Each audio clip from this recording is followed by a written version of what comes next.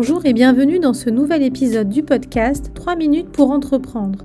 Je suis Émilie Attard, je suis formatrice consultante en création et développement d'entreprises et j'ai fondé la communauté des entrepreneurs. Aujourd'hui, je réponds à la question « C'est quoi une crypto-monnaie ?» Pour comprendre ce qu'est une crypto-monnaie, il faut démarrer par expliquer ce qu'est la blockchain. La blockchain, c'est un mode de stockage et de transmission de données sous forme de blocs liés les uns aux autres et protégés contre toute modification.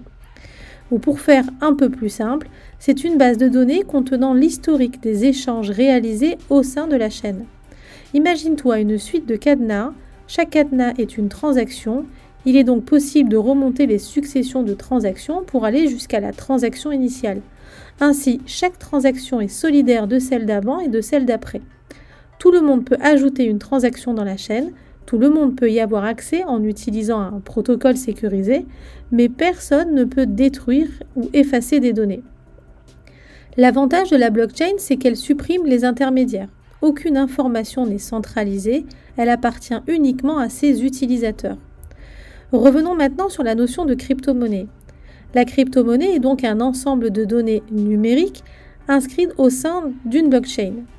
Il existe différentes crypto-monnaies. Le Bitcoin est la crypto-monnaie originelle, mais d'autres crypto-monnaies ont fait leur apparition sur le marché, comme le Litecoin, le Stellar ou encore l'Ether. Toute personne possédant une crypto-monnaie peut procéder à un échange, une transaction au sein de la blockchain. Jusqu'à très récemment, seule une petite communauté de personnes possédant ce type d'actifs numériques pouvait procéder à des transactions au sein même de cette communauté. Là où tout a commencé à devenir intéressant, c'est lorsqu'il est devenu possible d'acquérir un bien avec une crypto-monnaie en dehors de la communauté dans le monde réel. Pour le moment en France, la crypto-monnaie n'a pas encore de valeur légale. Les échanges ne sont donc possibles qu'au sein de la communauté des détenteurs de crypto-monnaies. Mais en 2021, le Salvador est devenu le premier pays au monde à officiellement adopter le Bitcoin comme monnaie officielle. Si la crypto-monnaie t'intéresse, il faut que tu saches que ce type d'investissement comporte néanmoins quelques risques. Le premier risque est le fait que la crypto-monnaie peut tomber dans ce qu'on appelle une bulle spéculative. Le cours des crypto-monnaies est très instable et les pertes peuvent être colossales et surtout très rapides. Ensuite, les crypto-monnaies étant des actifs numériques, le risque de piratage informatique est très important. Enfin, le fait que les crypto-monnaies soient anonymes favorise les transactions financières, illicites bien sûr.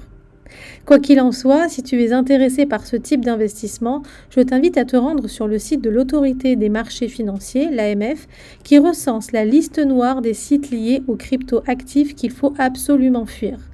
Dans le prochain épisode, je t'explique ce qu'est un NFT. Alors abonne-toi au podcast pour ne pas rater cet épisode. Allez, c'est à toi de jouer.